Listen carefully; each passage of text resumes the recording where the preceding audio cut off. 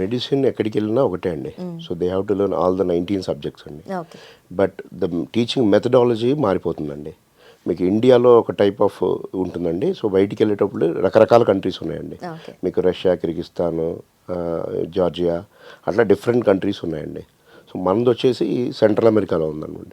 ఇది యూఎస్కి దగ్గరలో ఉందన్నమాట. ఓకే.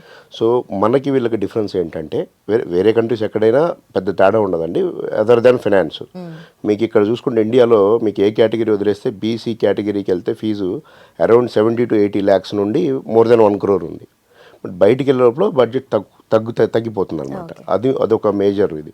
తర్వాత డిపెండింగ్ అపాన్ కంట్రీస్లో డిఫరెంట్ టీచింగ్ ప్యాటర్న్స్ ఉంటాయి. మేము వచ్చేసి బీఐ గురించి మాట్లాడుతున్నాం. ఇక్కడ ఏంటంటే మీకు ఇది ఎట్ పార్ విత్ యూఎస్ఎంఎల్ఏ అండి. ఈ curriculum at par with USMLE అంటే మీకు సైమల్టేనియస్గా ఇక్కడ మీరు అంటే మీ యూఎస్ఎంఎల్ఏ అంటే యూఎస్లో పీజీ ఫ్రీ ఆఫ్ కాస్ట్ అండి. త్రూ యూఎస్ఎంఎల్ఏలో ఎంటర్ అవ్వాలి. సో మీకు ఇండియాలో వచ్చేటప్పటికి ఎట్లా ఉంటుందంటే 5 years తర్వాతనే పీజీ గురించి ఆలోచిస్తారు. ఇక్కడ ఏంటంటే ఇది ఇంటిగ్రేటెడ్ కరికులం ఉండటం వల్ల ఈ కరికులం ఫస్ట్ 2.5 years మెడిసిన్ అయిన తర్వాత వాళ్ళు స్టెప్ 1 రాయడానికి ఎలిజిబుల్ అవుతారనమాట. సో అది మేజర్ డిఫరెన్స్ అనమాట ఇక్కడికి అక్కడికి. సో దాంతోనే ఇంటిగ్రేటెడ్ ఉంటుంది కాబట్టి తర్వాత నెక్స్ట్ ఎప్పుడు చేయాలనేది ఆలోచన అవసరం లేదంట. అవునండి.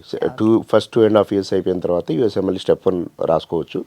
దాని తర్వాత మళ్ళీ క్లినికల్స్ చేసుకొని స్టెప్ 2 రాసుకొని యూఎస్లో పీజీ చేసుకోవచ్చు which is free of cost.